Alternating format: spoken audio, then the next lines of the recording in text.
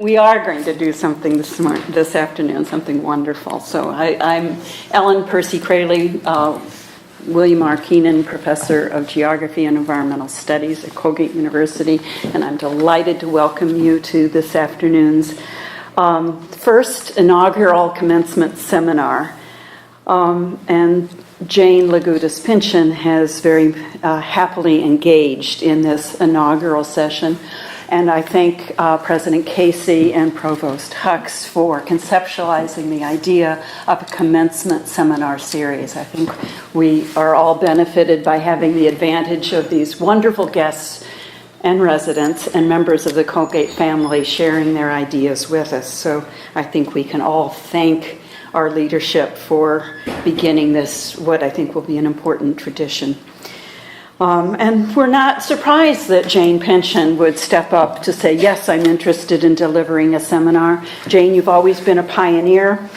And throughout this weekend, we're going to be hearing about so many of your successes in the literature of commencement and the words that are going to be said.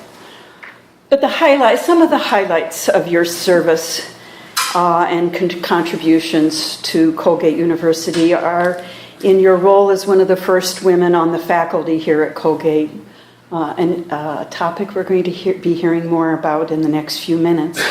As a scholar of Virginia Woolf, E.M. Forster, and the Bloomsbury set, I think I have that right, set, Jane has helped shape the curriculum and the programs of the Department of English and Theater.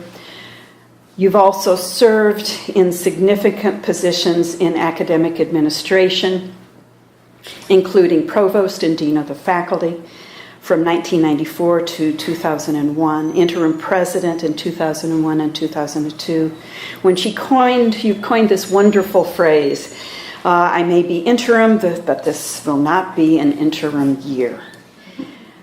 You've also led 2 academic divisions, University Studies and Arts and Humanities.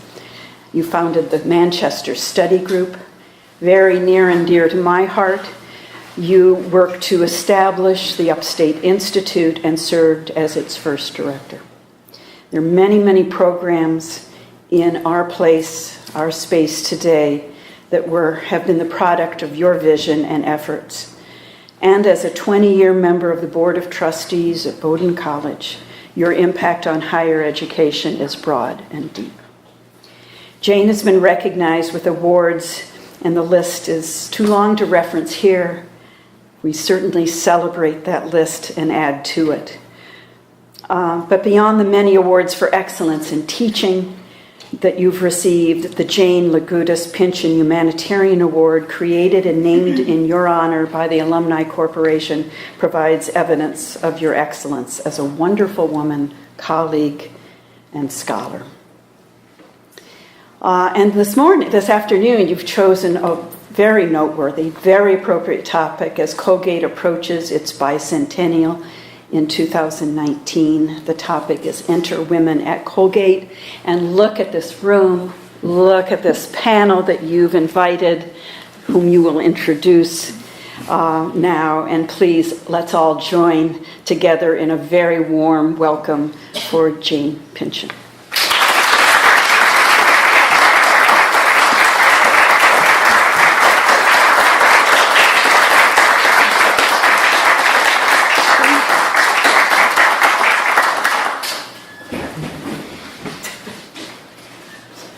Enter Women at Colgate.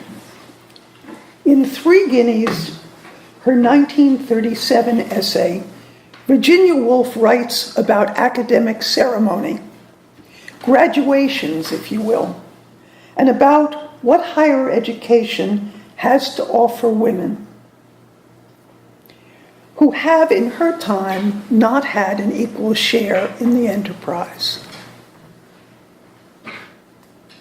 You have to guess about these slides as I do them. This actually is a 1952 photograph of the leaders of Colgate over time. There are many people about whom buildings have been built in this enterprise. We have to ask ourselves, Virginia Woolf writes, here and now, do we wish to join that procession or don't we? On what terms shall we join that procession? Shall we as women join that procession? Above all, where is it leading us, the procession of educated men? Let us never cease from thinking, what is this civilization in which we find ourselves? What are these ceremonies and why should we take part in them? What are these professions and why should we make money out of them? Where, in short, is it leading us, the procession of the sons of educated men? This is a picture of the Board of Trustees in 1971. Examining a bit of the history of women at Colgate, we will try today to answer Woolf, or at least to talk with her about women's place in the academy from the perspective of those who have taught and indeed led the faculty at Colgate University. I will begin with some sense of my own start as one of the first women teaching here. Jill Harson, author of many things, but amongst them the books Barricades, The War on the Streets of Revolutionary Paris, and Policing Prostitution in the 19th Century, who has served as interim president and dean of the faculty, will then speak. And last, Tracy E. Hucks, the author of Yoruba Traditions in African American Religious Nationalism, Religious Vocabularies of Africa, amongst many other works, and our present provost and dean of the faculty, will give you a sense of their later times here as teacher and student. Fingers crossed, we will be brief and end with your questions and conversations, all in a tight and, we hope, pleasurable hour.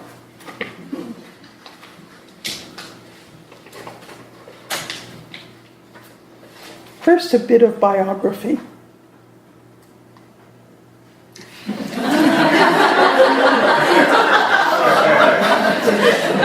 I came to teach at Colgate in 1965. I interviewed for the job aged 22, younger than almost any faculty who apply for work now. The interview was arranged by my graduate school advisor, the chair of the English department at Columbia University, who in his office asked me whether I wanted to teach at Colgate University, where, he said, the chair of the English department had been a student of his. He said, as I remember it, "If you want the job, it's yours. It's amazing the power that rests in this seat." The call was made, and I traveled to Hamilton to meet a number of people, including the well-known Emerson scholar and that former student. I'd follow him anywhere. I'm now doing the very fancy thing of Joe Slater. And then the other person I'm going to point to is John Hoban. The people included both Joe and John Hoban. And John Hoban was a jovial man who winked and asked me whether I thought I could handle a class of young men. I was hired by the English department to teach Core 17, a literature course in the general education program, a course that all faculty taught, but some very junior faculty, like me, taught exclusively. I came to Colgate as one of the first two women hired in a full-time position from outside of the community. The other woman, Joanna Henry, in the German department, was a real assistant professor. I was an instructor. What did this young woman, my young self, Manhattan born and bred, see when she drove to Hamilton in a used Plymouth Valiant she bought weeks before, just after learning to drive? Actually, my Uncle Jimmy accompanied me because he was the only one in our family who had ever had a license, although his expired. I saw a campus, a landscape, greener and more manicured than I could have imagined, and what seemed a world of white, blonde men. To her eyes, to my eyes, right out of the movie The Graduate. I just chose a random page. You can take any as you go.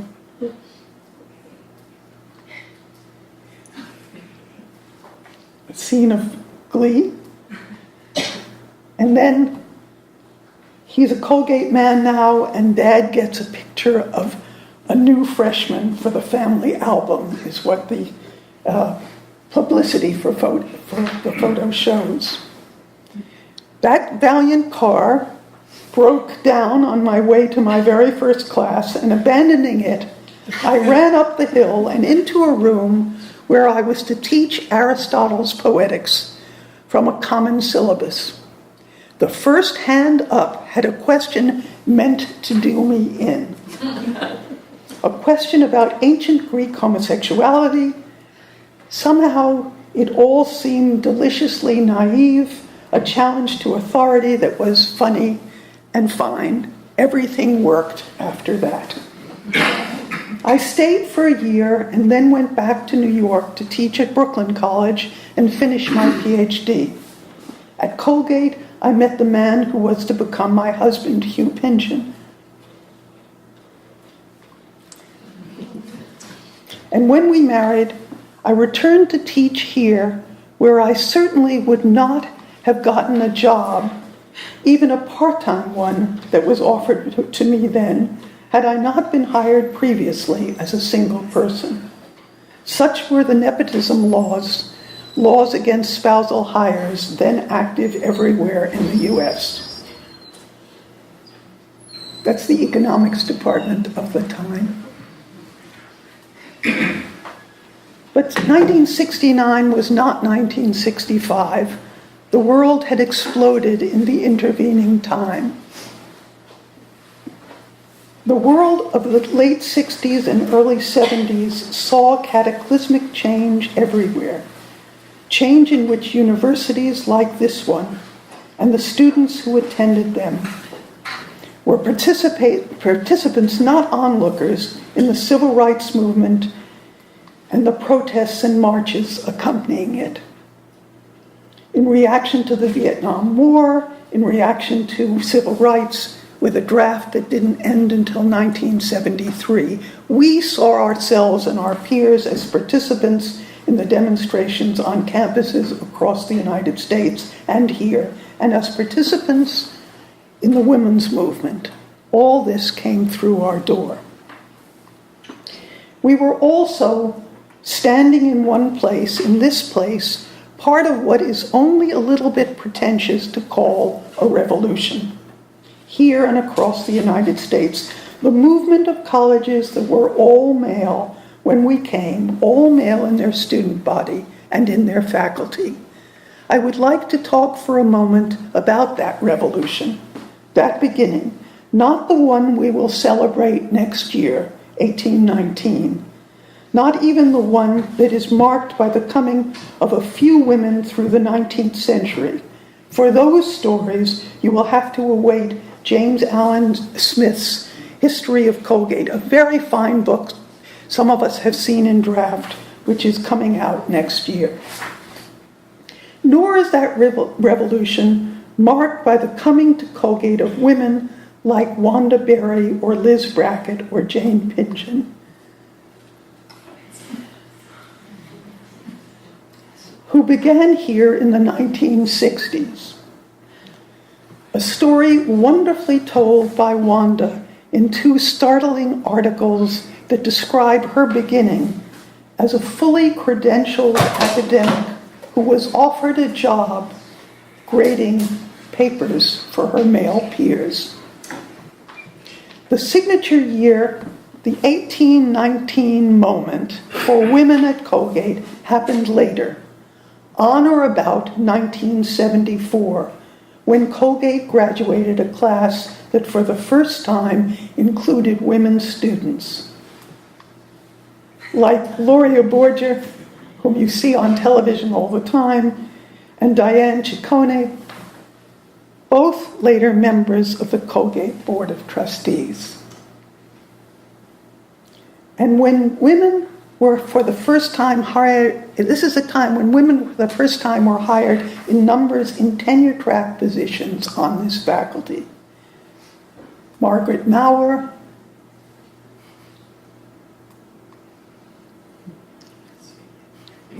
Lynn Staley,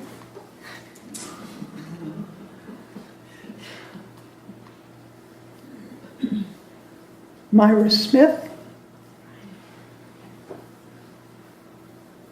Mary Buffwack in sociology, anthropology, Myra is in psychology, and Marilyn Thee, the Mary Tyler Moore picture of Marilyn. Marilyn Thee in P&R. We jokingly called it the Year of the Woman, but we knew it immediately and most seriously as a year to celebrate.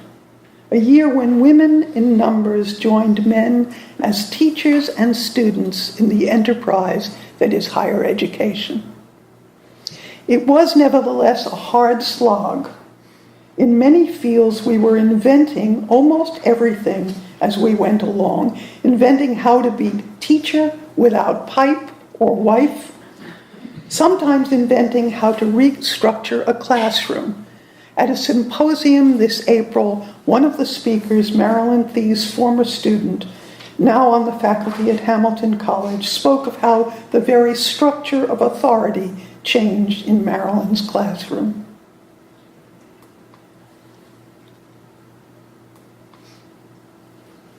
And scholarship and research changed. The literary figures whom I studied in graduate school, the teachers from whom I studied, the novelists and poets about whom I wrote, like Wallace Stevens, were all men.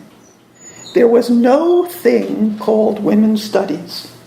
Scholarship on figures like the contemporary theologian and philosopher Mary Daly awaited the writing of people like Wanda Warren Berry. Figures like the medieval writer Marjorie Kemp were to move to prominence in works like Lynn Staley's Margaret Kemp's dissenting fictions. At Colgate, we worked together to get a grant from the National Endowment for the Humanities to start an introductory course in women's studies, a course we called, with not great good sense, Women in the Anglo-American Tradition.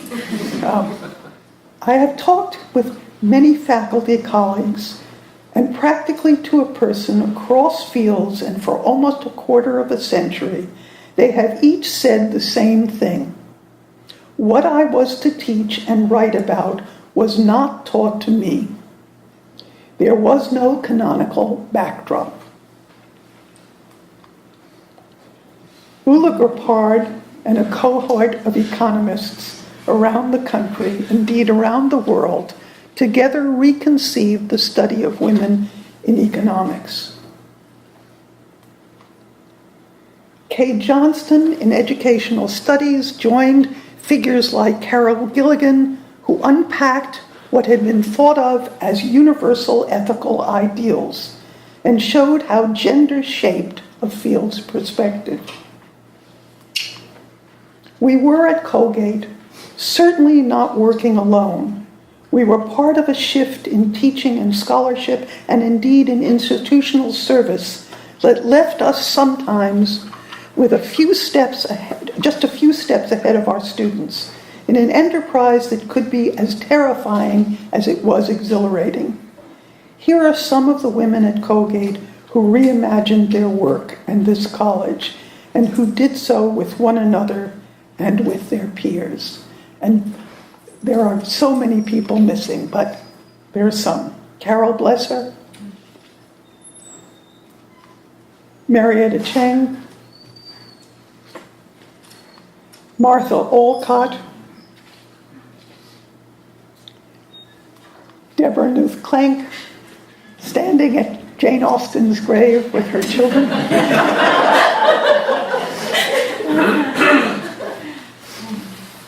Joanne Pagano, no, Gloria Bien, sorry, she was the last slide entered. Gloria Bien, Ellen Crayley, who has just won a major prize as one of the women of this year. Jennifer Bryce, Maureen Hayes Mitchell, Joanne Pagano, Janet McHugh, Nina Moore, Regina Conti, Carol Ann Lorenz, Lourdes Rojas, Margaret Darby, Kezia Page, Vivian Harvey Slater, Georgia Frank, Mika Lowe.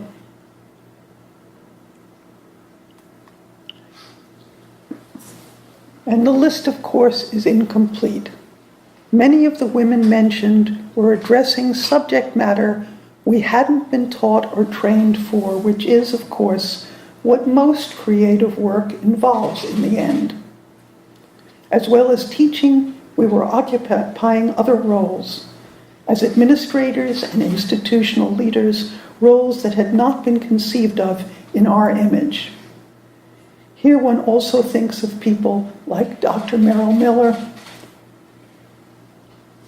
like Trish St. Ledger, like Ruth Ann Lovelace and Laurie Schladd in Human Resources, and of course, leaders in athletics like Janet Little, seen when she first came to Colgate, in a photograph when she first came to Colgate, who led in athletics at a time before the influence of Title IX, when men and women experienced athletic play in completely different ways. Indeed, Janet, too, has written about this process, and she has written about a process in which what happens in Virginia Woolf's A Room of One's Own happens here.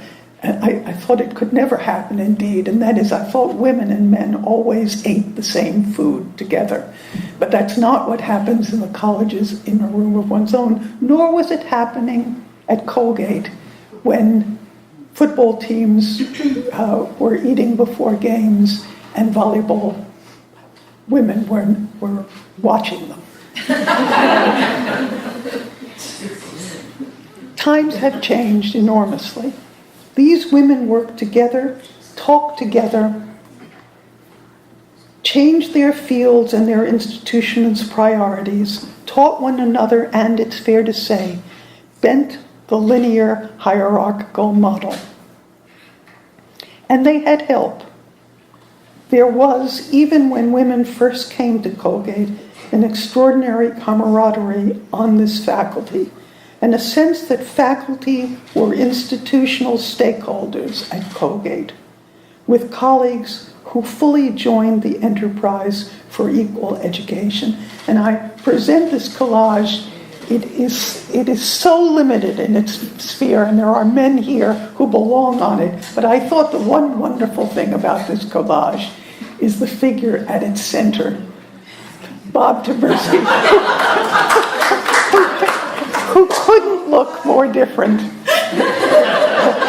then and now. At Colgate, there are indeed a lot of good men. There were also women who led. Rebecca Chop, Jill Harson, who won't have a photograph shown of her, Connie Hart, and Vicki Chun, whom we are losing and whom we have loved. And then our own Tracy, who you get to see in both her student self and her Dean's self. Unlike many colleges and universities, Colgate did not support a separate but equal enterprise. It did not build another women's college, as did institutions like our near neighbor Hamilton College, which began a short-lived Kirkland College in 1968, which is why Enter Women at Colgate is, after all, a bit like graduation weekend, a story of real, if not unalloyed, optimism. Because there is, of course, much work that lies ahead. Work for all students that focuses on ethics and equity and that avoids the monetization of success, that takes note of the gender breakdown in fields of study as shockingly separate in 2018 as in earlier times, that takes note of where the powerful and popular graduate degrees are and does more than wonder aloud about when access to fields like the study of artificial intelligence will become the purview of women in numbers, that addresses questions about the place of the arts and humanities in the academy, so often established most firmly when women enter the profession, and now declining in student enrollments throughout the United States. What must we do, using E.M. Forster's words, to let one's light so shine that our curiosity is aroused and we want to know why art should cause such disproportionate pleasure? It will be hard work. A student interviewing me in 1998 asked whether, and there's a little film of it, which I will not show you, but which brought past times back, asked whether the generation of women who came to Colgate in the 1970s was influenced by the feminist Betty Friedan. I answered no, that Friedan spoke to an earlier generation of women caught up in a post-war celebration of domesticity, that the women who studied and taught here in 1974 were ready for a more feisty reality. And of course, history does not simply move upward. Students in 1998 were not feisty. They saw themselves in a bubble, protected from external news and world conflict. Where are women students today, 20 years later? Without doubt, there is much to be done before we can answer the question Virginia Woolf poses when she asks whether women's education should follow a male model. But there is also much to be grateful for. This is Colgate at the Women's March. Beginning with a celebration of the camaraderie that has accompanied women's work, elsewhere and especially at Colgate. Work that echoes the narrative voice in Toni Morrison's 1988 novel, Beloved, in which two women, a slave and a barefoot white woman, move together to bring a child into a frightening world. The water sucked and swallowed itself beneath them. The water sucked and swallowed itself beneath them. There was nothing to disturb them at their work, so they did it appropriately and well. Thank you.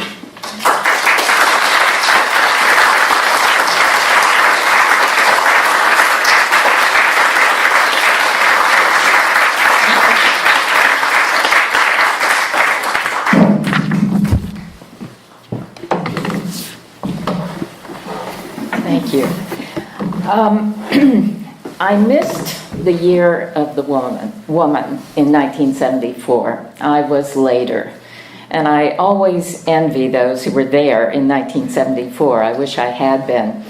I was part of the second generation of women when women of the first were just being tenured. And when I first received the invitation for an on-campus interview, I immediately went to the library at the University of Iowa, where I was. No internet at that point. And I looked up Colgate's history department, and my heart sank because there was a senior woman, Carol Blesser, who was already here, and even worse from my perspective, there was a junior woman, Nancy Tucker, and she was worse because, I don't know, Carol Blesser just was a senior distinguished professor who was unaccountably here. I couldn't understand that. But Nancy Tucker was the woman. She was the woman in the department. And surely they would not hire another. And that was sort of the calculation that we all made at that time in my graduate student cohort. Well, I was wrong, and that's good. But Nancy, I should say, was wonderfully supportive of me, even though she was only a couple of years ahead of me, and showed me the ropes. And that was my experience the first few years here. I had wonderfully supportive colleagues, both men and women. But with women, there was that extra added aspect of knowing what I had been through. Now, when I first started teaching, it took me a while to find my professorial voice in the classroom because I'd only had 2 women professors, one undergraduate, one graduate. And I was very much in a defensive, I guess, difference-blind kind of feminism, that women were the same, women were just as good, women could do the same things in the classroom, and yet that's not quite the way it worked out. My experiences in the classroom were different. I realized that people expected different things from me. And so there were also things I wanted to do, ways I wanted to be that were largely different from my mostly male role models. Now, I taught a woman's history course, but I also taught a number of other courses and tried to integrate women into the narrative, not very well, I have to say. But I had the experience of watching students actually put down their pens or pencils when I started to talk about women, because surely that would not be on the test. And I wasn't alone in that. But for me, the most important class was the one Jane mentioned, Women in the Anglo-American Tradition, which I did not start, but which I was sort of embedded into. And I got the chance to watch Jane, Marilyn Thie, Joanne Pagano in educational studies. I got the chance to work with them, and that was critically important. And I have to say, of all those, Jane was the most important because she really gave me a crash course in teaching. She was kind, and she was enormously expert at diffusing student crises, even back then, at managing the classroom. And I think of all the things you're going to hear about Jane in the next today and tomorrow, the one thing not to forget is that she is a wonderful, wonderful teacher. So that was a real lesson for me.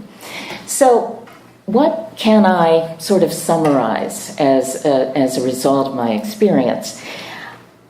First of all, that first year, I was acutely aware of all the women in various departments.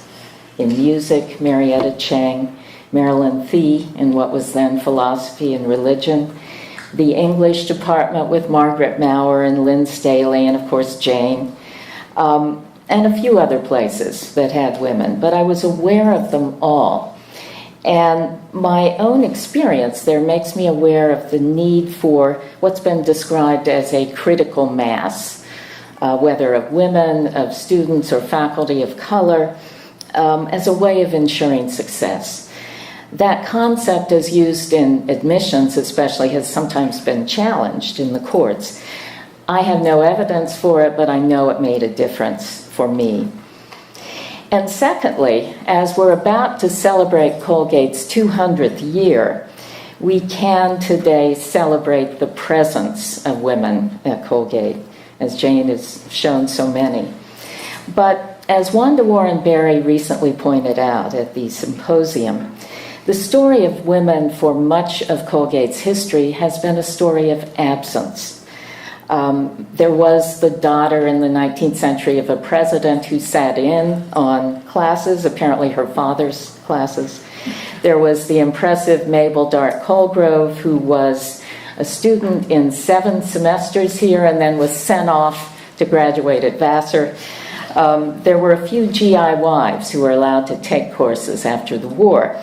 There were women in staff and administrative positions who helped keep the place going. But that was it, as far as women's presence on campus was concerned, for about the first 150 years. And you can only think, what a waste, what a loss of the different perspectives of women that they would have brought, their approaches. So I think that as we stand here today, obviously we're in much better shape than we were in 1819. But of course you can say that in regard to virtually everything about Colgate. We're in better shape. Now, when women finally came in numbers to Colgate as faculty and as students, there was a very steep learning curve, starting with 1970, the first large group of students. And in preparation for this seminar, I was looking at student newspapers from the year 1982 to 83, which is when I first taught here. And they chart something of that progress. In that year, Women's Studies was a very new program, only a few classes, with only a few courses. But there was a call in the newspapers to establish Black and Latin American studies. The Colgate News, a paper we used to have 2 newspapers. The Colgate News published an anonymous article titled "Letter from a Gay Student," who spoke of the stress of concealment of his sexual preference. The Maroon also reported on various lawsuits brought by other colleges and universities to strike down parts of Title IX.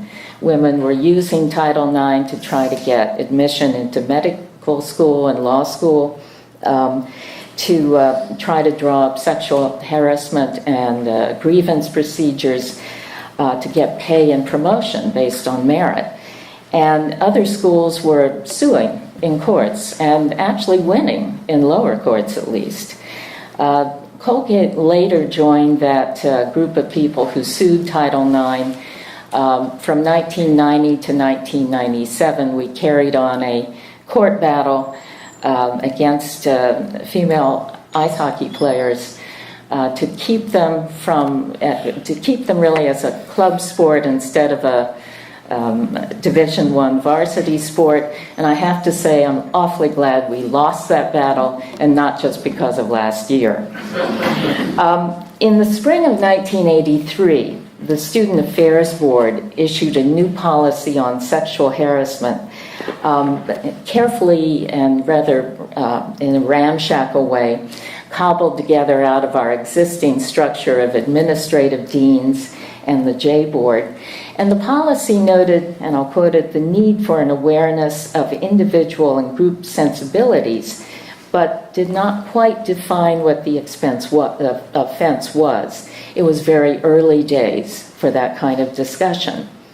And then, in April 1984, there was the important and very courageous editorial written by 5 Colgate women who were all RAs in the dorms. It was called "The Writing is on the Wall." And they talked in this article about sexual violence in its many forms. And this, too, is a part of the history and the present tense of women at Colgate, and as we know and as we've seen recently, of the history of women in the world at large. Now, in looking at women's history, I used to feel sorry for the first generation of suffragists, the first wave feminists, because they worked so hard for so long, had so many bake sales, had so many petitions, so many marches and parades. for so many decades to get the vote. But the struggle to get the vote seems relatively straightforward as we think about it, compared to the challenges that exist now.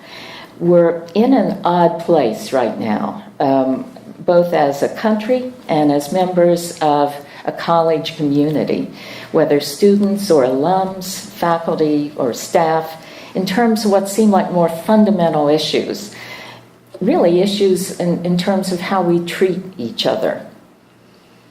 I remember attending a talk by Marilyn Thie, it was over 30 years ago, when she talked about the meantime and how you survive it. And that talk by Marilyn has always stayed in my mind because it seemed to define us then. I never thought it would still be defining us now, but it does.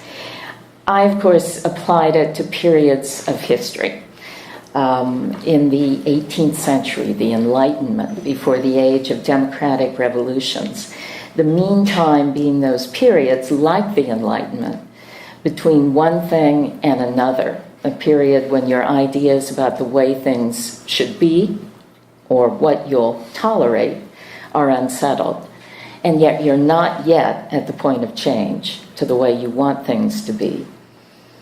Marilyn Thie spoke about getting through the meantime in creative ways, and I think that's what we're struggling with now.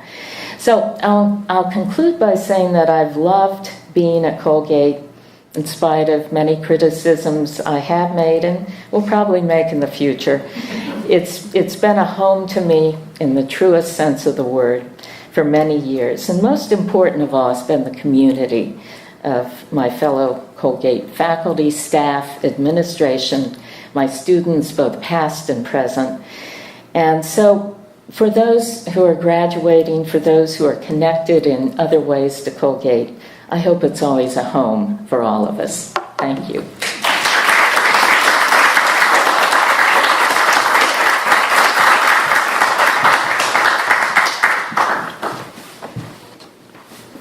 This has been a wonderful year for me because I have had this semester occasion upon occasion to celebrate my women teachers here, and to do that once more is a great honor.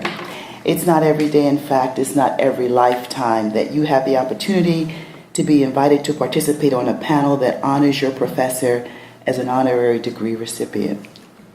I currently hold a position that she had previously occupied at Colgate as Provost and Dean of the Faculty, and she is my inspiration and high standard for walking daily in these administrative shoes.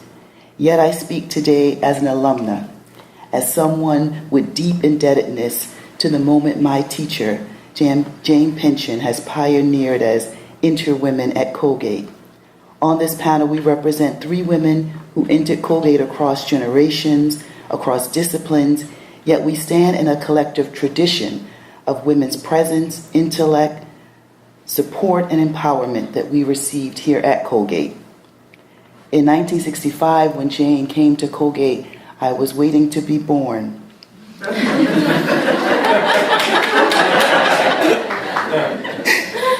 Yes, that didn't stop her. This is the year that she came to Colgate to ready this academic institution and prepare its curriculum in trailblazing ways for those like me who would enter as students decades later. Jill Harson came to Colgate in the academic year 1982-1983 to join in this effort, and in the fall of 1983, I entered Colgate when a women's consciousness was also starting to rise on this campus and in the academic curriculum, where I found women on the faculty who were foundational to a new academic initiative that would become women's studies. A significant portion of my residential life at Colgate was living on Broad Street in Bolton House, a special interest house committed to programming around the lives and study of women, and where this living environment intersected the academic learning environment of the classroom. During those formative and foundational intellectual years of my life, I could not have imagined the profound impact those women who entered Colgate as faculty would have had upon me, or the cumulative effect of having many of my teachers who are here, of having Margaret Darby as my writing and rhetoric professor, Jane Pinchin, our honoree, as my freshman seminar and freshman advisor, Wanda Warren Berry in my undergraduate philosophy and religion major department, visiting professor, some of you may remember Mary Hunt, the distinguished lesbian feminist theologian and co-founder of the Women's Alliance for Theology, Ethics, and Ritual in Washington, D.C., along with Marilyn Thie, Ann Ashbaugh, and Joanne Picano. That this would mean that I would have no choice but to live into this rich intellectual and academic legacy of those forerunners at Colgate who had the courage, and I said this on another occasion, had the courage, in the words of Helen Reddy, to proclaim, "I am woman." And this was important for my own journey as someone who was born and raised in Harlem, New York, taught by former civil rights and black nationalist supporters who embedded in me a deep pride for being black, for being African American. So to have this cultural pride dynamic intersect and expanded gendered self-understanding was hugely and transformative for me. For example, as a student at Colgate, I learned and began to live into what it meant to be a womanist. In a course with one of my professors, Wanda Warren Berry, I first encountered the works of black women forging a national U.S. movement called womanism. In 1983, essayist and novelist Alice Walker published in her book In Search of Our Mother's Gardens, Womanist Prose, a collection of 36 essays, which opened with a dictionary-style page defining in 4 parts what it meant to be a womanist, to be black and a feminist. And I only shared 2 of those parts. Part 1 was womanist, from womanish, opposite of girlish. A black feminist or feminist of color. From the black folk expression of mothers to female children, you act in womanish, i.e. like a woman, usually referring to outrageous, audacious, courageous, or willful behavior, wanting to know more and in greater depth than is considered good for one, interested in grown-up things, acting grown-up, being grown-up, interchangeable with another black folk expression, you trying to be grown, responsible, in charge, serious. And definition 4, womanist is to feminist as purple is to lavender. From my own budding womanist perspective, I was able to excitedly and connectively enter into the many literary worlds introduced to me by my professor Jane Pinchin. I can honestly say that you have not read Charlotte Bronte's 1847 novel Jane Eyre until you have done so with Jane Pinchin. In a classroom in Colgate's Lawrence Hall, Jane Pinchin made the Thornfield Hall of Jane Eyre come alive, and Jane Pinchin's very voice provided the necessary ingredient to enliven and enrich the learning moment. Another author once said of the novel Jane Eyre that it was, quote, a portrayal of women's quest for self-respect. Symbolically, this is what Jane was doing in the aggregate for Colgate as a campus. She was making women's voices in the institution and in the academic curriculum assume their rightful place and position of self-respect. With Jane Pinchin's soothing and calming demeanor, cordial manner, and melodic voice, she was also a fiery revolutionary and intellectual insurgent every time she had women like me read Virginia Woolf's A Room of One's Own, where through these pages she summoned Woolf to speak boldly to us, stating, quote, and this is Woolf talking, so long as you write what you wish to write, that is all that matters. And whether it matters for ages or only for hours, nobody can say. But to sacrifice a hair of the head of your vision, a shade of its color, in deference to some headmaster with a silver pot in his hand, or to some professor with a measuring rod up his sleeve, is the most abject treachery and the sacrifice of wealth and chastity, which used to be said to be the greatest of human disasters, a mere flea bite in comparison. And from Jane's classes, at the end of the semester, we were giving our final marching orders to never forget 2 things from Virginia Woolf. 1, and Virginia Woolf says, my belief is that if we live another century or so and have 500 a year, each of us, in rooms of our own, if we have the habit of freedom and the courage to write exactly what we think, if we escape a little from the common sitting room and see human beings not always in their relation to each other, but in relation to reality and the sky and the trees or whatever it may be in themselves, if we face the fact, for it is a fact, that there is no arm to cling to, but that we go alone, and that our relation is to the world of reality and not only to the world of men and women, then the opportunity will come, and the dead poet, who was Shakespeare's sister, will put on the body which she had so often laid down.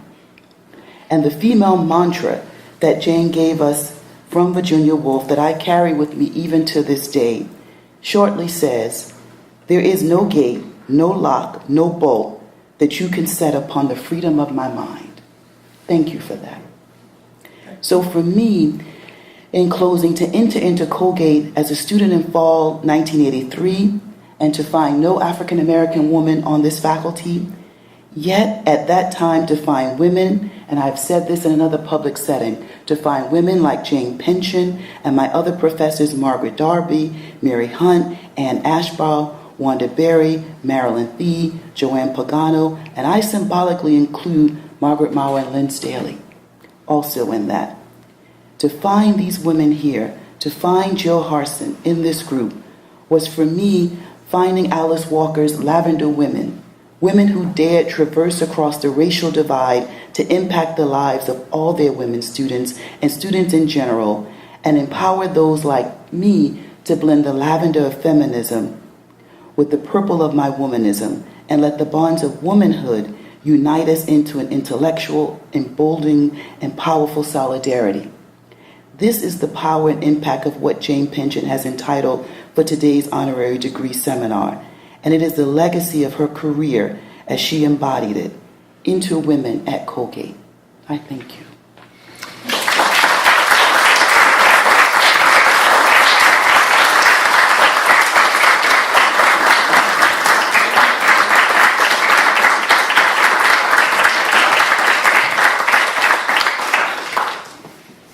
Do we have 3 minutes? Do we have how many minutes? Do we have 6 minutes. We have 6 minutes. 8. Questions? Comments?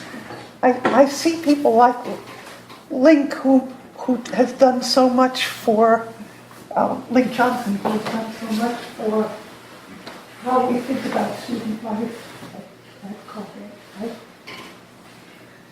Comments here, questions, parents, students, family. Well, you mentioned student life. We might talk a little bit about fraternities, the growth of sororities at Colgate, the way of configuring. Has that been a positive development in terms of sororities? Part of women, certainly part of women at Colgate. Well, speaking to, could you tell the group what you've done in terms of this? Well, no, this Colgate, this faculty tried, without success, to abolish the Greek letter system decades ago, and of course, part of the process of failing to abolish fraternities was to lead to the growth of sororities here and to further entrench the system. And that may be, in some sense, very positive for women at Colgate, but it is part of a complicating factor and something we continue as an institution to face in terms of what the implications of that are for women at Colgate. Who wants to come? I would gladly. I would too. Would you? I agree with you. I worry about the social life aspect. I think this is such a strong place academically, but I worry that we're failing both men and women in terms of what we make available for them in terms of social life. I would say that for all that I envisioned the entrance of women at Colgate and the sense of the strength of a community of women, I think one of the things that we all have to fight at an institution that's this small and in a rural setting is the notion of living in silos. I think that is, we're too small to be living in silos. And it seems to me that's happening at liberal arts colleges all over the country. Happening maybe less in schools without fraternities. The other school that I'm deeply associated with and my daughter Katerina went to is Bowdoin College, where I'm a trustee. Bowdoin did away with fraternities in around 2000 and has, I think, done very well in its social organization since then. I think we really have to both respect the notion of what we bring to one another in our separate genders, but also think that we want to lead our lives together. And for me, that's a real concern. It's a concern in terms of Colgate. It's a concern for, I think, many of the people who are here. Other people who want to comment on that. Georgia, I see you. I don't want to comment on sororities and fraternities. I have a different question. Okay. Well, I was thinking about, you came from Columbia here, two schools that have a strong tradition of being male schools and having a strong core. And so I was wondering if you or any of the speakers could talk about what it meant to enter the core and not just enter Colgate. This is sort of my favorite topic. You're welcome. For those of you who don't know, Colgate started its core in 1928. And it was a sort of attempt to do the generalizing principles as we also went deeper into concentrations. Colgate has had a continuous core ever since 1928. An enormous strength of the institution. Columbia is another institution with such a core. Chicago, there are many schools. I think the sense of two things, of people being broadly educated, but also the sense of people being in conversation across disciplines. I think the strange thing about Colgate is faculty really know one another, intellectually know one another, not just socially know one another across disciplines. So we're in conversation with people who teach in biology and people who teach theology and biology and literature. It's an enormous strength. But other people, Ula, Connie, what? Jeff. I'll say that as an economist, it has been in particular important for me to be part of the core. I can remember, for example, Charlotte Perkins Gilman had written a book on women in economics. And that book was constructed in such a way that it made absolutely no sense from an economic perspective. It would have been an impossible book to deal with. Had I not gone through the core, had I not gone through Darwin, had I not gone through conversations through the core with colleagues, I don't think that I could ever have put that into a course and taught it and felt that it was really meaningful. So, and cross-disciplinarity is part and parcel of what I ended up doing. And I think that has a lot to do with my colleagues and our core meetings, our annual core meetings, where we could hash things out and we could have so many disciplinary perspectives. And I think that what you said, not just know your colleague as people, but to know them intellectually is something that is a very, very privileged position to have in the academy, because if you're in a big university, you don't have that opportunity. People are much more in silos there, and we have the advantage of being a small place where you really, truly have a chance at interdisciplinarity. I was just going to point out that the NEH grant that funded the first Team Talk Women's Studies class, that class got into the curriculum by the core. I mean, it did not count for the entire one course requirement of institutions and values in a changing world. But it counted for 2/3 of that, and then you put it together with a different course, and then it added up to the equivalent of taking values and institutions. But it got us the 75 students that we needed. If we were going to have 3 faculty, we each had, and we wanted credit, you had to have 25 students apiece. So it was a big class. And it counted, kind of.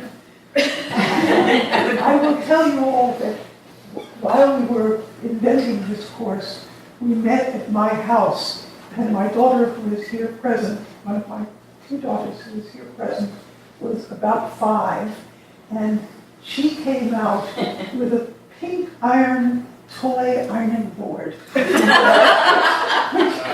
which was a sort of wonderful addition to our conversation. It embarrassed her mother completely, but... Who gave her the Obviously, she had read Tilly Olson's I Stand. A final question. I would like to put Merrill Miller on the spot. You came, what'd you tell me, 83? 81. 81.